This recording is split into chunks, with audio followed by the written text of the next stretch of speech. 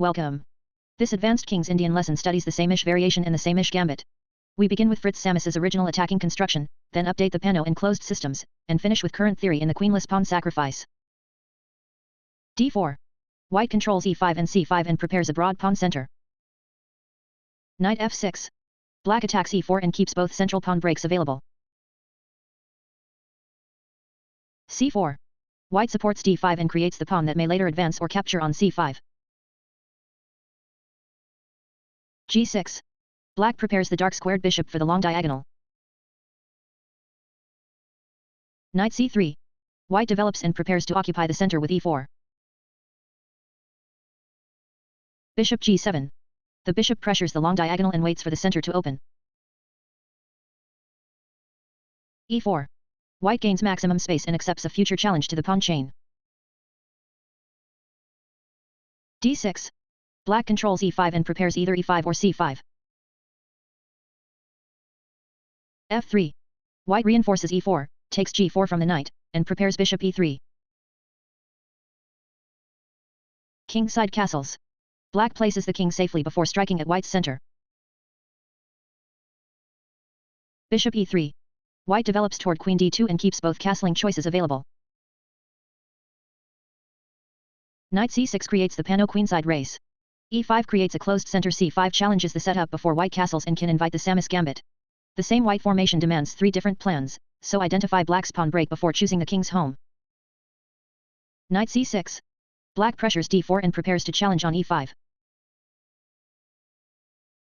Queen d2. White connects the queen and bishop and prepares either long castling or bishop h6. e5. Black attacks d4 before white completes development. Knight ge2. White develops without blocking the f-pawn and supports c1 and g3 routes. Knight d7. Black reinforces e5 and prepares queenside expansion. d5. White gains space and fixes the pawn chains before starting a flank operation. Knight e7. Black clears c6 and keeps f5 available. g3. White gives the f1 bishop a diagonal and reinforces the dark squares. a5. Black makes b4 harder before white's king has committed. Bishop g2. White adds pressure to b7 and supports the center. b6. Black prepares a stable knight post on c5 and limits b5. Kingside castles. In the original model, white chooses safety over the automatic long castling attack. Knight c5. Black pressures the center and completes a balanced strategic setup. Samis vs Yates at Morenbad in 1925 established more than a pawn storm. White reinforced e4, developed the g1 knight through e2, and delayed the king decision until black's plan was visible. That flexible move order, not automatic queenside castling, is the idea modern theory has preserved. Return to the position after 6 bishop e3.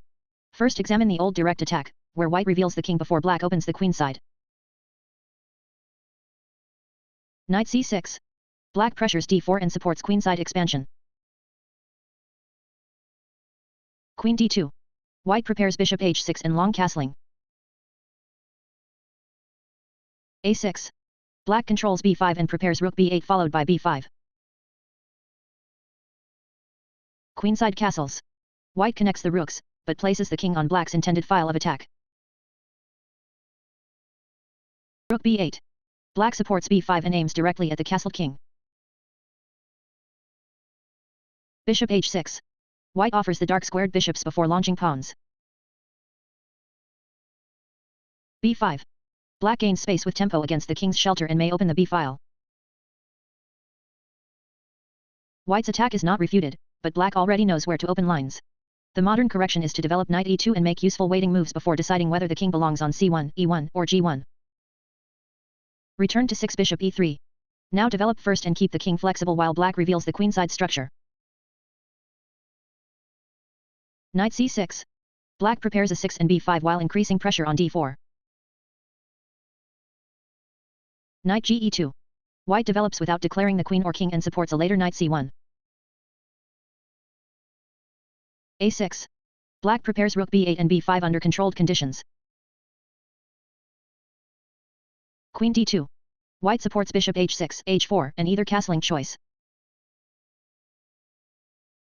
Rook b8. Black commits to queenside expansion before white chooses the king's square. Queenside castles. White can still play this, but black gains a clear target before the center is fixed. b5. Black opens contact immediately because the white king has supplied the target. Return to the position after 8 rook b8. Knight c1 is a serious alternative that reinforces the queenside and leaves both castles unused. Knight c1. White prepares knight b3 or d3 and reinforces the b-pawn. e5. Black changes from a flank race to a central bind while white remains flexible. d5. White closes the center and gains time to organize the flanks. Knight d4. Black uses the delayed development to seize a central outpost. Return to the position after 8 rook b8. h4 gains space without telling black where the king will go. h4. White prepares h5 and prevents black from settling the king side too comfortably. h5. Black fixes the h-pawn and creates a stable dark square barrier. Return once more to the position after 8 rook b8. Rook c1 is the practical main choice because it improves a piece and supports the c-pawn without committing the king. Rook c1. White supports c5 and protects c4 while preserving both castling rights. Bishop d7. Black connects the queenside pieces and prepares b5 with more support. h4. White gains kingside space while black remains occupied with the queenside. h5. Black stops h5 and defines the dark squares before opening the b-file. Knight d1. White sends the knight toward e3 or f2 and keeps the king uncommitted. Return to 6 bishop e3. Black can instead strike with e5, creating a closed King's Indian structure after white advances. e5. Black attacks d4 and asks white to settle the center immediately. Bishop d3. White develops but ignores the tactical alignment of the e3 bishop and c3 knight. Knight g4. Black attacks e3 and tempts white to capture the knight. F takes g4. White wins a piece only for a moment because the center now opens with force. E takes d4. Black attacks c3 and uncovers the bishop on g7, leaving white's pieces overloaded. Return to the position after 6 e5. The principled move is d5, gaining space before white resumes development. d5. White closes the center and directs play toward both flanks. c6. Black prepares c takes d5 and seeks central counterplay. Bishop d3. White develops toward the king side but delays the queen's support of g4. C takes d5. Black removes the space wedge and asks how white will recapture. C takes d5. White preserves e4 and accepts an isolated-looking but useful d-pawn. The bishop on d3 is active, but white has not yet connected the queen to the king side and may lose a tempo when black develops quickly. Current practice more often plays queen d2 first, making g4 and long castling immediately credible. Return to the position after 7 d5 and replay c6. Queen d2 is the current practical starting point. c6. Black prepares to exchange the advanced pawn and activate the queenside. Queen d2. White supports bishop h6, g4, and either castling choice before the center opens. C takes d5. Black opens the c-file and challenges white's center. C takes d5. White keeps the e-pawn mobile and retains a space advantage. Knight a6. Black prepares knight c5 without blocking the queen's bishop. g4. White gains kingside space and threatens g5 before black coordinates. h5. Black fixes the g-pawn and tries to stop white from gaining an ideal bind. g5. White gains space with tempo and forces the knight to find a defensive route. Knight e8. Black reroutes toward c7 or f6 and keeps the position closed. Return to the position after 7d5. Knight h5 is Black's other historical main reply, preparing f5 and Queen h4 check. Knight h5. Black prepares f5 and creates the possibility of Queen h4 check. Queen d2. White connects the bishop, supports the queen side, and meets the coming check with choices. Queen h4, check. Black attacks h2 and tries to force the bishop into repetition. Bishop f2. White blocks the check but permits the queen to repeat from f4. Queen f4. Black attacks c4 and prepares to return to h4. Bishop e3. White attacks the queen but returns to the original geometry. Queen h4, check. The position can repeat, which once made the line look like an easy drawing weapon. Return to the first Queen h4 check. White is not forced to place the bishop on f2, g3 blocks the check while gaining space. g3. White stops the check, protects h4, and keeps the bishop active on e3. Knight takes g3. Black attacks h1 and appears to win the rook, but white has a queen tactic. Queen f2. White attacks the queen on h4 and the knight on g3 at the same time. Knight takes f1. Black wins the rook, but the queen on h4 remains trapped in the exchange sequence. Queen takes h4. White removes Black's queen and emerges with the more valuable material. Knight takes e3. Black attacks the queen and captures a bishop, but cannot restore the material balance. Queen f2. White protects the c2 square and prepares to collect the active knight. Return to the position after 9g3. Black should retreat the queen, preserve the knight, and challenge the center with f5. Queen e7. Black withdraws while supporting f5 and the e-pawn.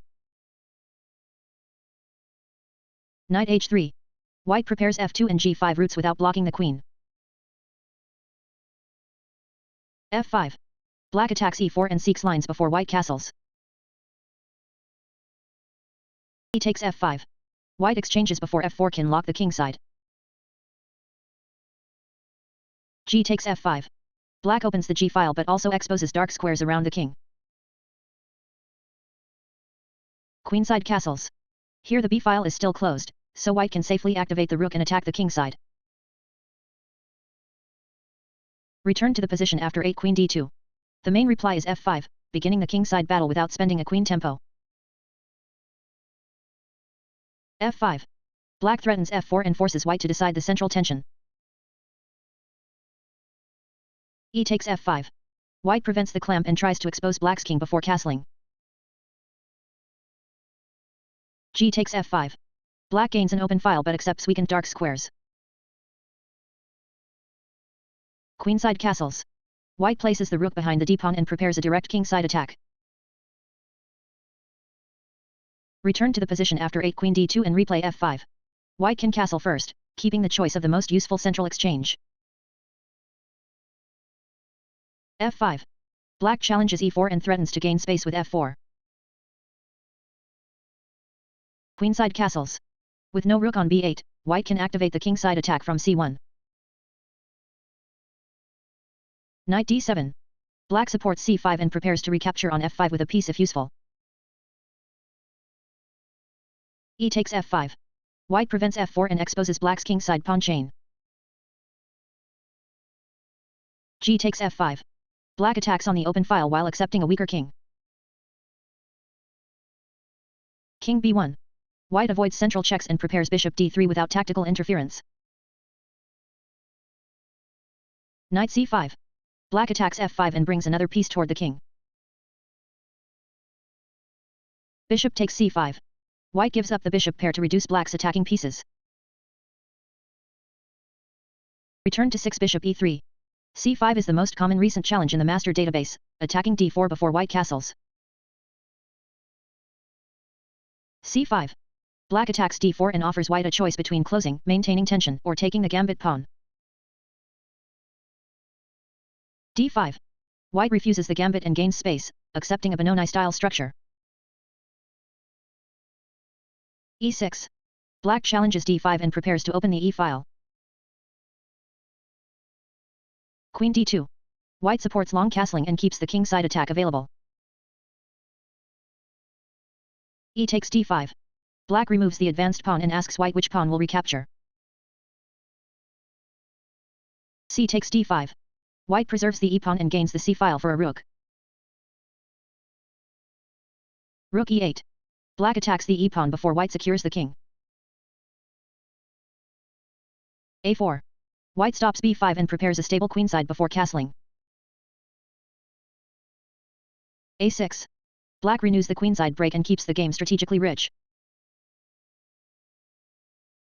Return to the position after 6c5. Knight ge2 develops before white defines the center and is the most common recent choice. Knight ge2. White supports d4 and keeps both d5 and d takes c5 available. Knight c6. Black attacks d4 and increases the cost of leaving the center unresolved. d5. White closes only after developing the knight and forces black c6 knight to choose a route. Knight e5. Black attacks c4 and prepares either b5 or e6. Knight g3. White controls e4 and h5 and prepares a kingside expansion. b5. Black opens queenside files before white secures the king. C takes b5. White takes the space but opens the a and b files for black's pieces. a6. Black prepares a takes b5 and gains lasting queenside pressure. Return to the position after 6c5. Now accept the pawn sacrifice and follow every exchange into the queenless middle game. D takes c5. White removes black's d-pawn and asks whether the c-pawn can be recovered safely. D takes c5. Black restores the central pawn and opens the queen and rook toward d8. Queen takes d8. White removes the queens and forces the rook to become active immediately. Rook takes d8. Black develops with the recapture and gains pressure down the open file. Bishop takes c5. White takes the gambit pawn, but the bishop becomes a target and the kingside remains undeveloped. Knight c6. Black attacks the center and prepares knight d7 or e5 while the rook controls d1. Pause here and choose a tournament move. Knight ge2 is the old development scheme. Knight d5 is the current theoretical test. Rook d1 is the practical simplification. All three are playable, but each asks black a different question. Knight ge2. White develops toward f4 and keeps the king free to castle either way. b6. Black attacks the c5 bishop and prepares bishop a6 to improve development. Bishop a3. White keeps pressure on e7 but moves farther from the center. Bishop a6. Black challenges the e2 knight and coordinates the queenside pieces. b3. White stabilizes the queenside and gives the king a possible b2 route. Knight d7. Black attacks c5 and prepares knight c5. Queenside castles. White activates the rook but must calculate every exchange on the open d-file. Knight c5. Black attacks the bishop and uses rapid development to justify the pawn sacrifice. Return to the position after 10 knight ge2. Knight d7 is black's main reply, bringing another piece toward e5 and c5. Knight d7. Black attacks the bishop and prepares knight de5 with pressure on d3. Bishop a3. White preserves the bishop pair but leaves the center less protected. Knight de5. Black attacks d3 and prepares another knight jump to d4. Knight f4. White protects d3 and brings the knight toward the center. Knight d4.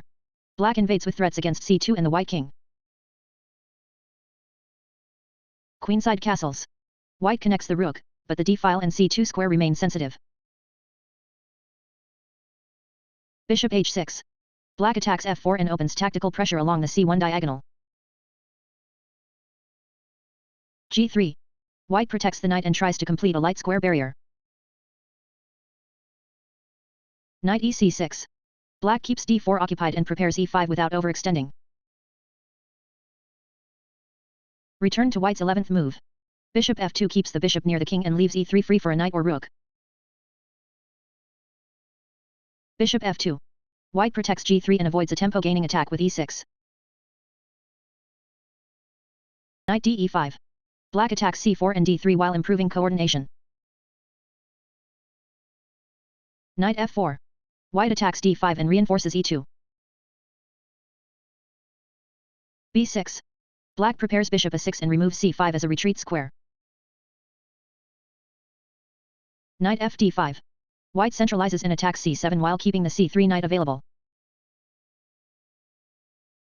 e6. Black challenges d5 and opens the bishop on c8. Knight c7. White attacks both rooks, but the knight risks becoming trapped. Return again to white's 11th move. Bishop e3 is the supplied studies key improvement and remains a sound central choice. Bishop e3. White protects c5 roots and keeps the bishop connected to the queenside. Knight d e5. Black attacks c4 and d3 and prepares to jump again. Knight f4. White protects d3 and increases control of e6 and d5. Knight a5. Black attacks c4 and prepares a knight capture on c4. Knight fd5. White centralizes before black can see c4. Knight e takes c4. Black restores material and attacks the e3 bishop. Bishop c5. White preserves the bishop and attacks e7. Knight takes b2. Black attacks a1 but sends the knight far from the center. Bishop takes e7. White removes a key piece and attacks the rook on d8. Rook takes d5. Black removes the centralized knight before white can consolidate. Knight takes d5. White takes the rook and invites the forcing knight check. Knight bd3, check. Black forks the king and bishop and forces white's reply. Bishop takes d3. White gives up the bishop to stop the fork.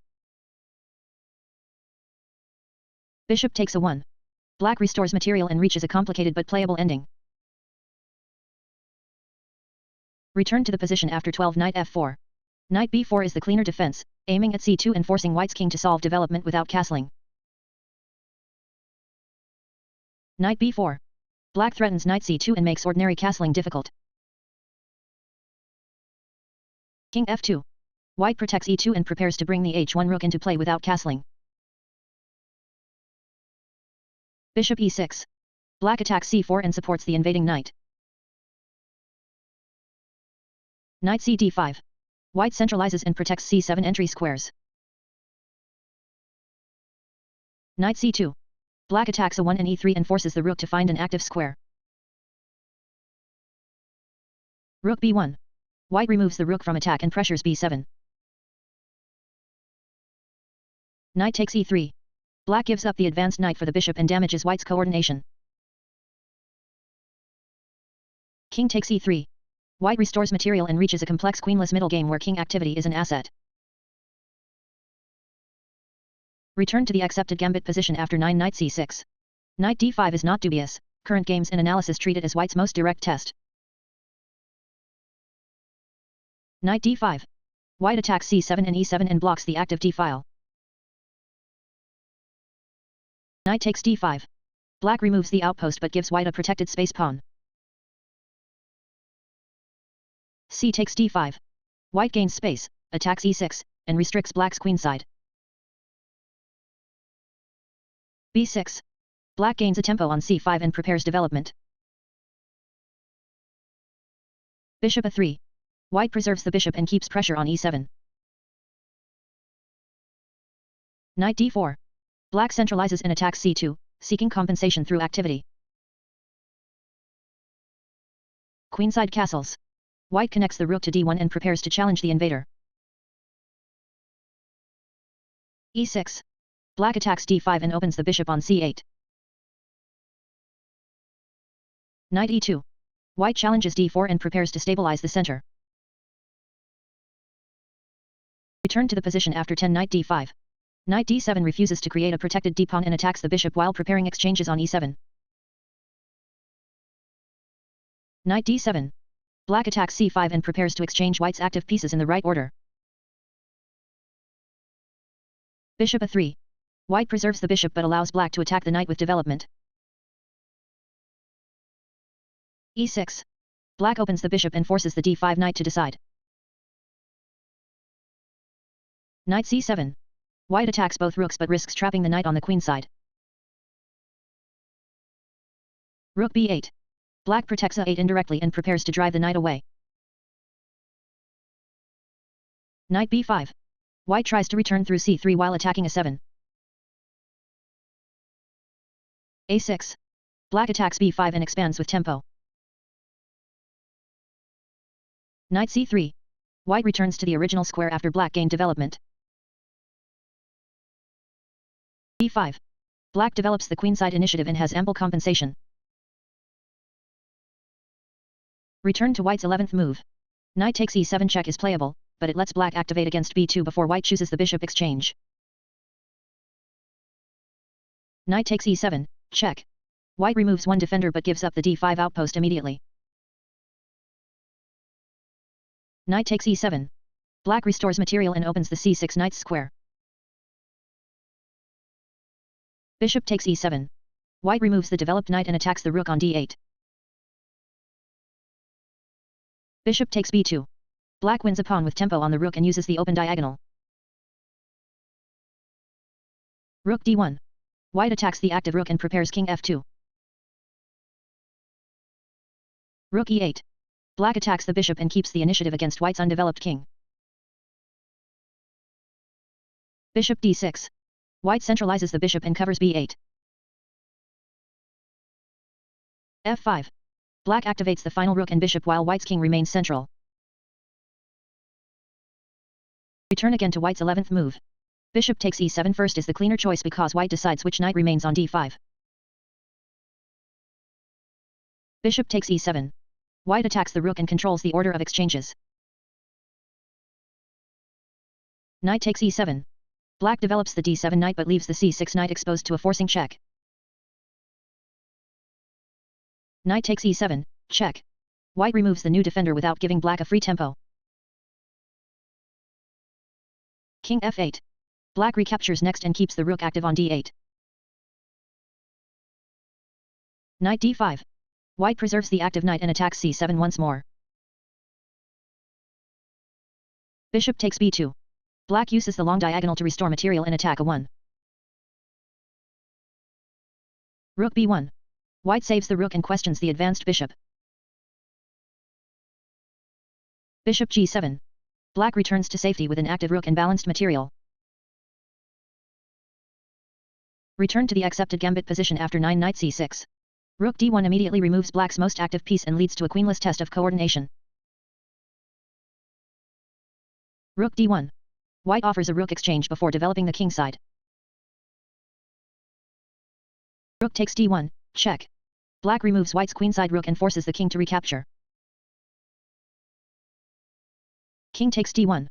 White's king looks exposed, but queens are gone and the extra pawn remains relevant. Knight d7. Black attacks c5 and prepares knight e5. Bishop f2. White steps away from the knight attack and supports g3. Knight d5. Black attacks c4 and builds pressure against the central king.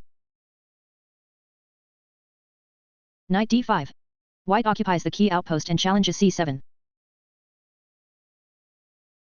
f5. Black uses the lead in development to create activity before white consolidates. Against knight c6, delay the king with knight ge2 and rook c1. Against e5, close with d5 and meet queen h4 check with g3. Against c5, choose knight ge2 for flexibility, or accept the gambit only when you know knight d5, bishop takes e7, and rook d1. Black should build activity before counting the pawn. The Saemisch succeeds through delayed commitment. Fritz Saemisch showed how f3, bishop e3, and knight ge2 build a durable center. Modern Pano play delays castling until the b file is clear. Closed systems demand accurate decisions against f5 and queen h4 check. In the accepted gambit, activity matters more than the nominal pawn. Knight d5 is sound, bishop takes e7 is the clean exchange order, and rook d1 is the practical simplification. Prepare the structure, not just the move list, and tell us which 10th move you would trust in your next tournament game.